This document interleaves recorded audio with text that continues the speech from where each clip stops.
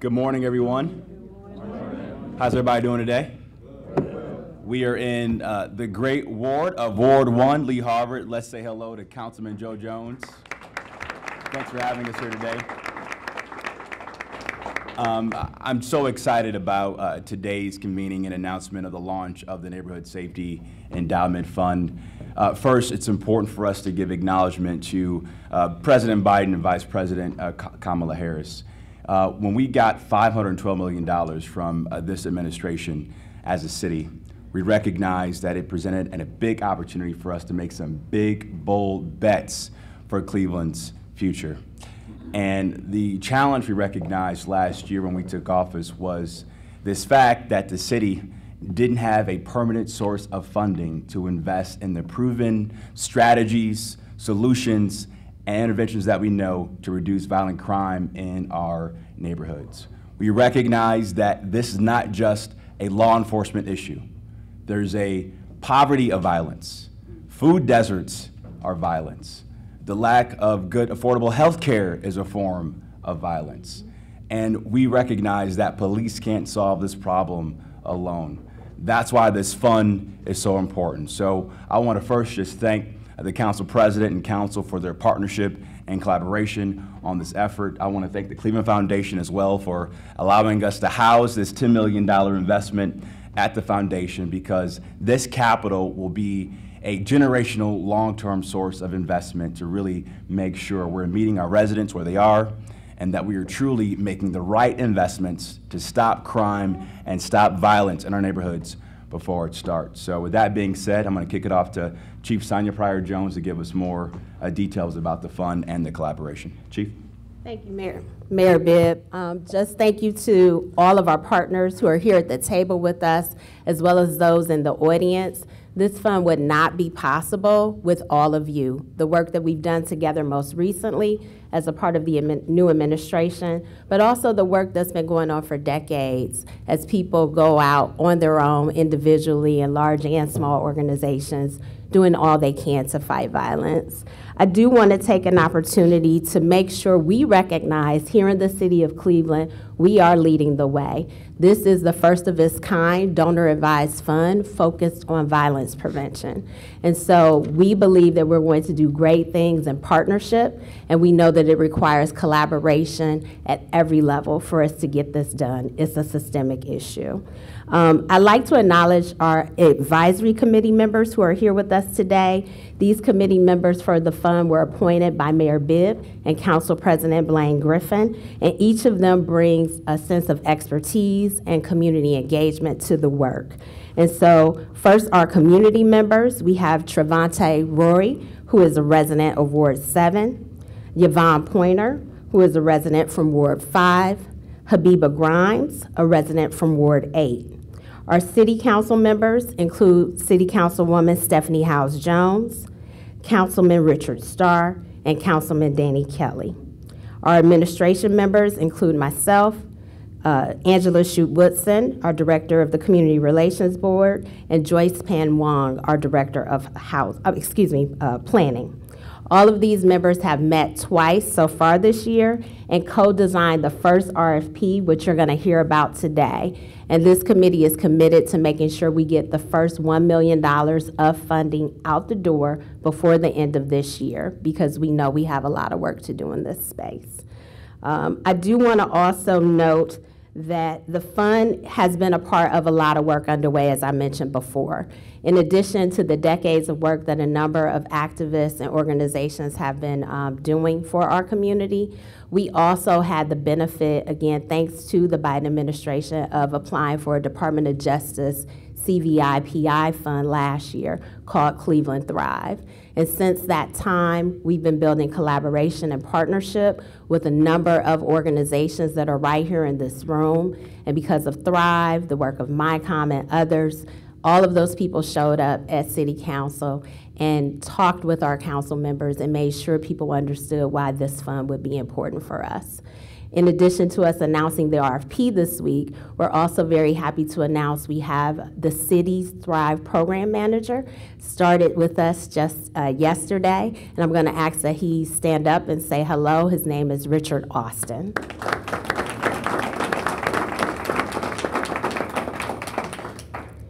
And so the only other thing I would leave you with is this would not be possible at all without our legislative partners.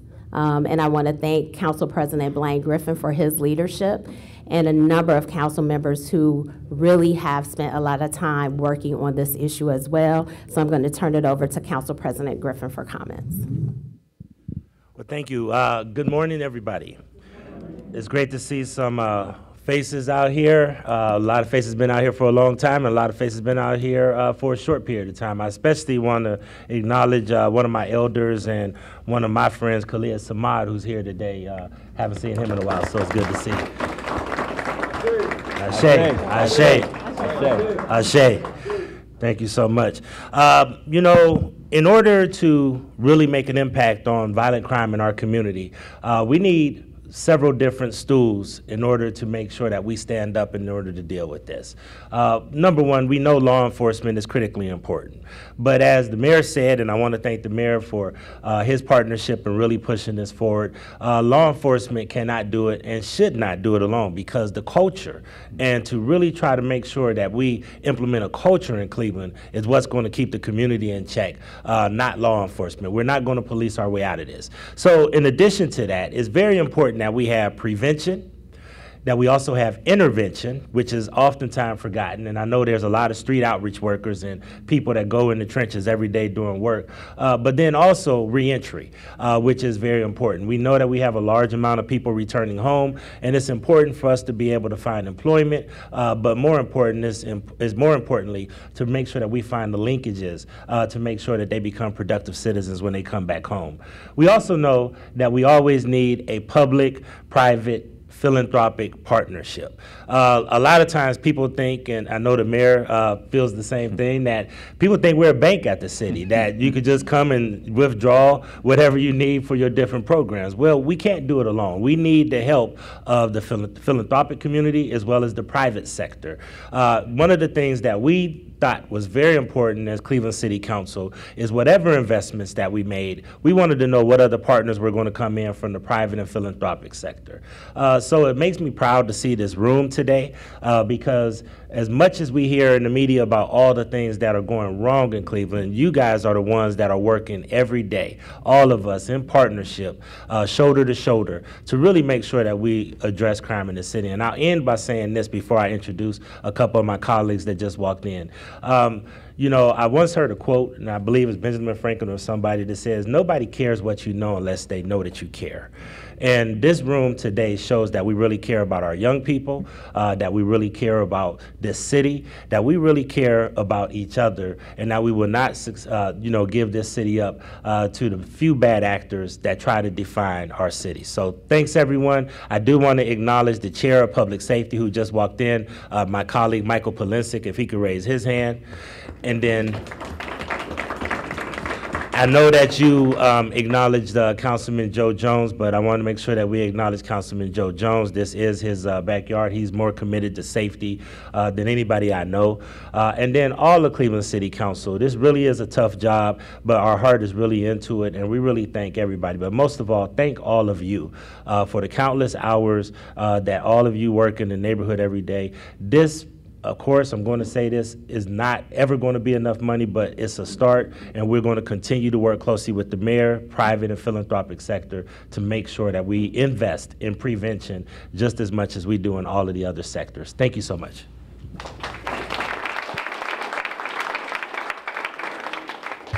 Good morning. So I'm Dale Anglin. I'm with the Cleveland Foundation, and our job is to help make sure this money gets out the door. So I want to talk through what the process is that we've created.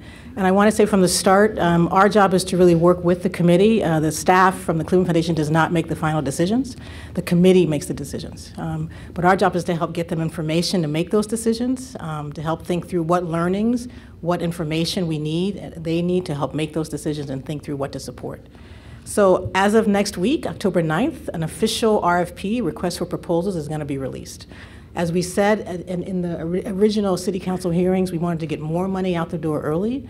Even though this is a long-term fund, this $10 million goes into our investment pool, and it's long-term. It will last as long as we can continue making investments off the dollars. We are going to be fundraising on top of the $10 million. That has not started yet, but that is the plan, so that we can grow the money in addition to investments. But in the initial first couple of years, we want to get at least $1 million out the door every year. So the goal is to make that happen between now and December 15th. So there's going to be an RFP. Everybody here has applied for grants before. This is not going to be any different from that. There will be some criteria. We hope that we will open up the application process from October 9th through November 15th, so you have 6 weeks to get an application in. We're trying to make the application pretty short. We've learned over the last few years in philanthropy, you don't need to ask 20 questions. You really probably only need to ask 5. And so that's our goal. But we will need you, in particular, we're encouraging some things. We're encouraging things like collaboration. We're encouraging you to understand if you're working in a particular neighborhood or a particular ward, who else is working in that ward? How might you work with them? It is pretty rare in this industry, in this sector and others, where one single organization can solve the problems that we need solved. And so that we're encouraging people to have those conversations. If you want help figuring out who's in your neighborhood or your ward, come find us. Between our staff and some of the resources that we have right here, we can help you figure out who's in that space, okay? We are going to make annual awards. We'll probably make them at least twice a year, just so you know. So this will be the one for 2023. There'll probably be 2 RFPs in 2024. We want to make sure we capture certain hot, I would say hot periods. And so we know a lot of things happen in the summer, right? And so we'll probably want to make another set of awards prior to the summers. We're thinking through what are new things that we might want to do, especially on prevention and intervention. Last thing I want to say is you're going to get hello, Councilman Starr. Perfect timing. You're going to get a piece of paper that has a QR code on it, and that will also be on the Cleveland Foundation's website and I believe on the city's website. So it'll be easy access to the RFP and to our questions. People always ask questions, and so we try to anticipate those questions ahead of time, FAQs. And if you have other questions, you can feel free to reach out to my staff. We are here, that's our job, is to help people understand. There's also going to be a technical assistance workshop. I really, really encourage everybody to attend that virtually or in person. We're trying to make sure we anticipate and answer all your questions ahead of time. So when you're ready to write the application, you are ready and able to do that with whatever ideas you have at the ready. Let me say one more thing. We are trying really hard to learn as a team. There is no silver bullet to these issues.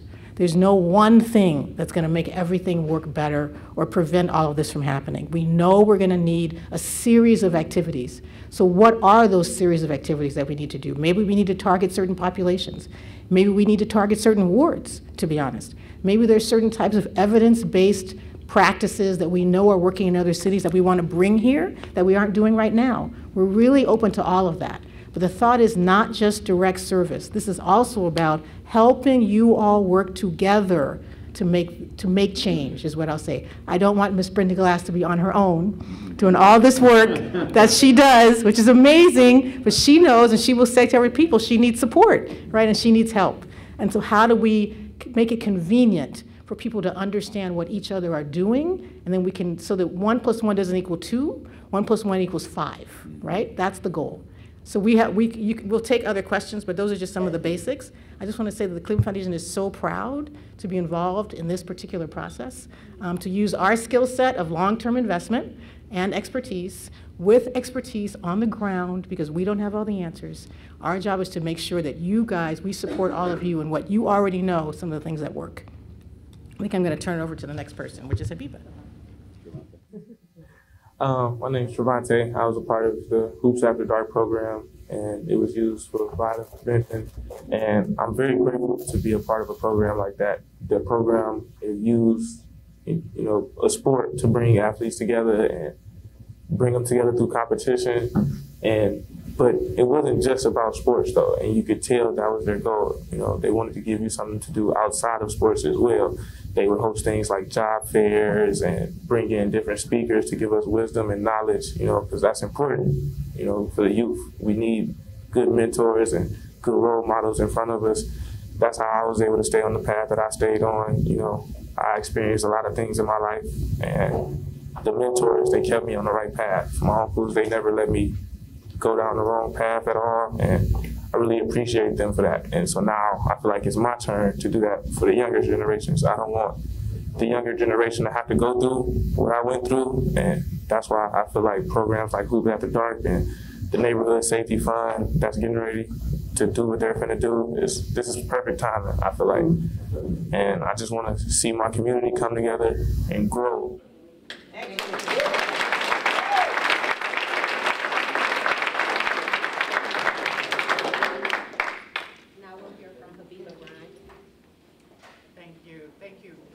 Council President Griffin, Mayor Bibb, Chief Pryor Jones for allowing me to be here to share some of the wisdom that we at my organization, Positive Education Program, which you all likely know as PEP, have been acquiring, and how that supports an effort like this.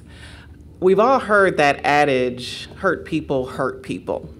We use it casually, but we don't always design our efforts, our policy, our resources around that idea. This effort is doing that. At PEP, in the practice of trauma-informed care, like so many other mental health providers, we think about our work as informing or informed by the idea that people's behavior, how they act in response to their conditions, is driven by their experiences. The idea that trauma and adversity and prolonged stress change how we function in the world and drive how our bodies respond to the world. And that has forced us, or compelled us, I'll say, to shift our core question in the delivery of our services from what's wrong with you to what happened to you. What this initiative, though, invites us to do is think not only about the individual and what's happened to them, but what's happened to us.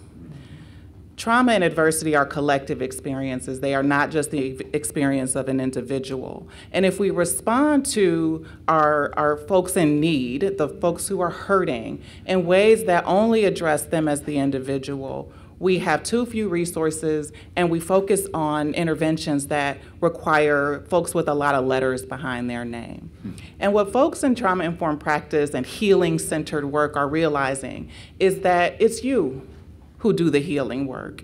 Your feet are on the ground, and you're supporting the needs of our young people, our family, and adults every day, driven by your culturally informed ways of knowing, driven by your training, driven by the experiences that you've had. When I think about why this work resonates for me, it really is, how do we heal together? How do we acknowledge that states of hopelessness, fear, anxiety drive the behavior that we're seeing in our community, drive the anger that our young people feel and are expressing, and that there are historical harms, sources of trauma and adversity, creating and sustaining conditions like poverty that then perpetuate the cycles to continue. When I look back at my own family's experiences, it is those cultural, those historical experiences, those transgenerational experiences that caused folks in my own life to be people who hurt people in our family, in our community, in our neighborhood. And those experiences were treated as something to be punished, something to be treated as a problem. The individuals who express that pain are the bad guys. When we move into our choices around those needs, we have options that help us to show empathy. Empathy is our superpower. Empathy is how we have survived this planet together, caring for and looking after one another because we see ourselves in one another. When we move into that space, we recognize that we need to wrap around community members. We need to make sure that there are interventions and supports at every level of need, the basic needs, the needs for relationship and connection and a sense of community, village, family. And we have needs for information and knowledge. So my ask of our community in this moment is to trust that carceral and punitive interventions are not the sole solution to problems of violence. Young people who experience adversity and trauma in the course of their development have their brains changed in ways that are harmful to them as an individual, but also to the community. And they can become adults who continue to act out of the injury that their brains have incurred. But the brain is also a self-healing organ that will heal itself under the right conditions. And those conditions have to be comprehensive in nature, they have to be communal in nature, and they have to be informed by science and also our intuitive knowing of how to care for one another. Thank you.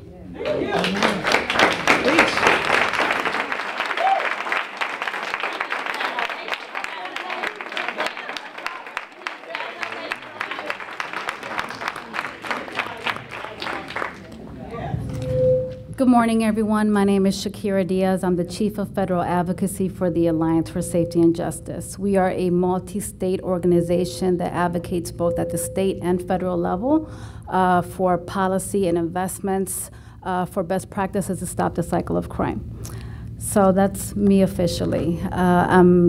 Before I begin, I want to just acknowledge the fact that we know that what we invest in grows. Khalid Samad organized a homework school supply drive when I was in high school. I graduated from East High School. So his supplies helped me sit here before you today. I want to acknowledge Brenda Glass, who leads one of the premier trauma recovery centers in the nation, helping underserved victims of crime heal after they experience violence. Why is all of that important? There's a relationship between crisis and crime. This fund is exactly that, is intervening in that. I want to commend the city of Cleveland, its leadership, for being bold and innovative in taking this type of approach and investing in the very public safety solutions that researchers, community members, and experts know are the drivers of crime. The drivers of crime in this country are rooted in isolation, in unaddressed trauma, in chronic unemployment, in housing instability, in mental illness, in addiction. But we don't scale those things up to be able to support people when they're in crisis, right? We're scaling a lot of other things up, right? And those things have grown significantly. They have made us leader, right? What this city's doing is scaling safety solutions, addressing what we all know is true, what you all know as community leaders, what researchers around the country already know. Our organization, in addition to the advocacy, we also do a great deal of research and policy advocacy. One of the reports that we released was called Scaling Safety, a roadmap to addressing America's safety gaps. The gaps that exist is recognizing that once somebody experiences trauma, they need support. When somebody's coming home from prison or incarceration, they need support. When somebody is in the thralls of addiction, they need support. If we're not addressing and not providing the support and investing in that, we're never going to get to safety, right? So what this fund does is investing in safety. It's working on building the community blocks that will get us to community safety. It's very proud to just be sitting here, having been one of the folks around the nation who advocated for that fund to be established at the federal level, the Community Intervention Violence Prevention Investments, which is historic. This country has never seen that before, but to see that come down to the city that raised me, and being shepherded by leadership that understands that scaling safety and getting us to safety means investing in community and investing in what we all know, what we have known for many, many years, is what is driving crime in community. Yeah. So investing in making sure that nobody feels isolated, that people feel supported, that crisis does not become crime. That's how we make sure that that people in crisis are supported and we get to community safety, not crime. Thank you.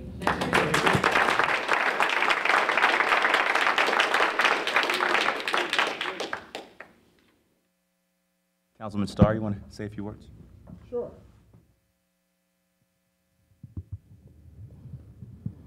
Yes, Mayor, you know I don't mind saying a few words.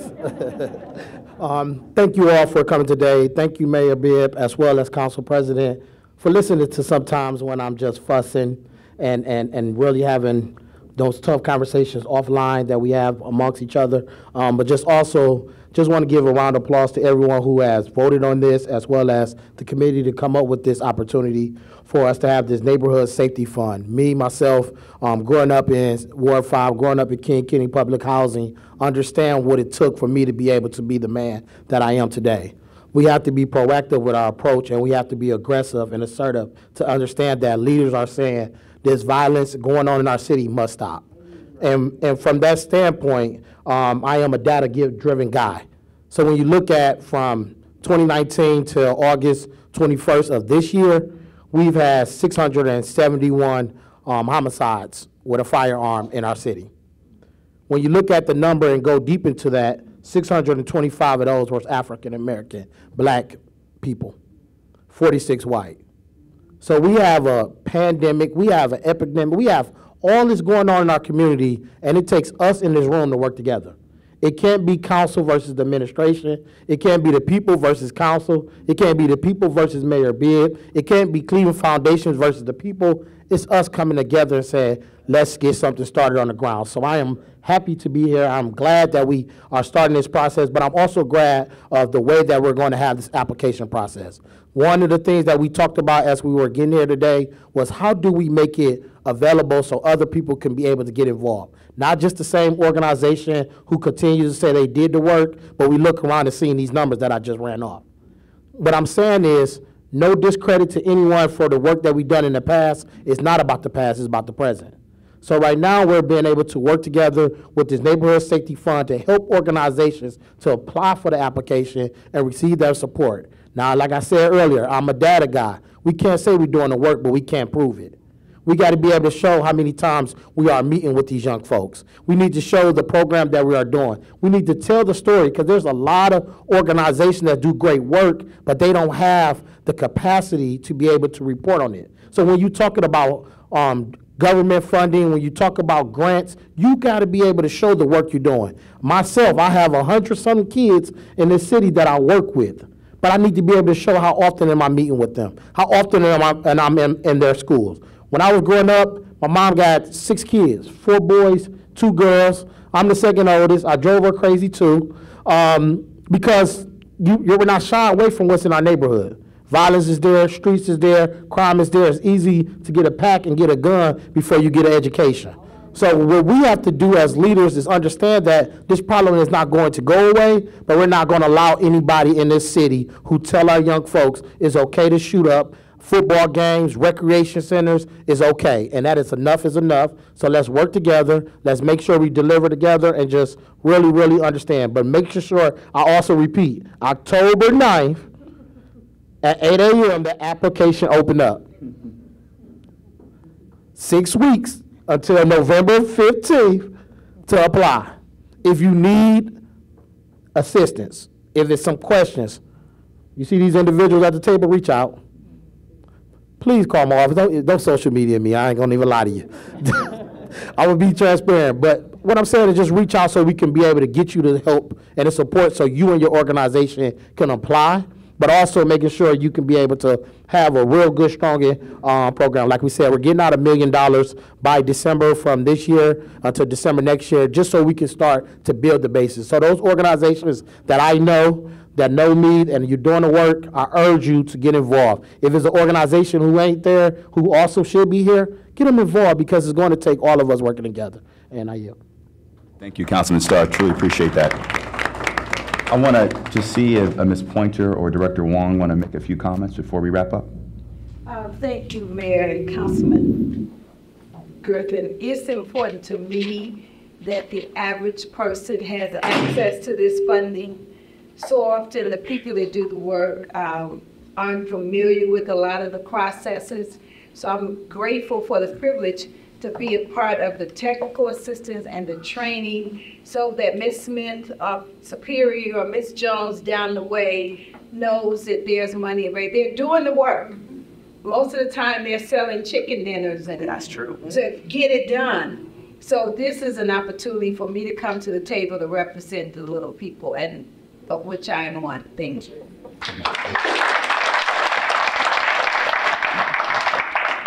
Good morning, everyone. My name is Joyce Pan Huang. I'm the Director of City Planning, and I'm here to support these leaders in their work and you all in the innovative work that's to come. And I'm here because the built environment, which is our buildings, our streets, our trees, our lights, that has a direct correlation on our community's well-being.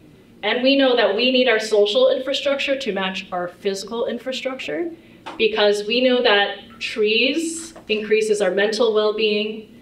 We know that walking communities decreases stress hormones. We know that access to play allows for children to develop in a way that is healthy. And all of these things, and we know our communities of color systematically have less of this infrastructure. So I'm here to support the work to ensure that our physical environment matches what our communities deserve, because I believe our young people, they deserve better. And I think we all know that. We all know that our young people deserve better. And we need a whole city approach in order to get this done. So thank you.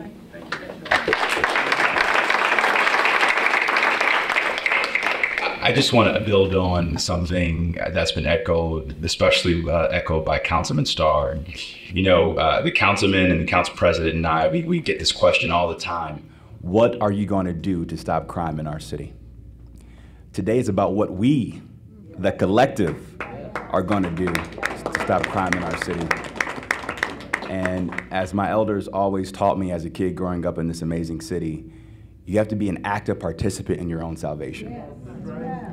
And we can't solve it alone here at City Hall. And I believe this first of a kind fund in the nation will really show not just Cleveland, but the country, how to come together as a collective of real support, real alignment, real data-driven collaboration to make the right investments in our neighborhoods to keep our community safe and prosperous long term.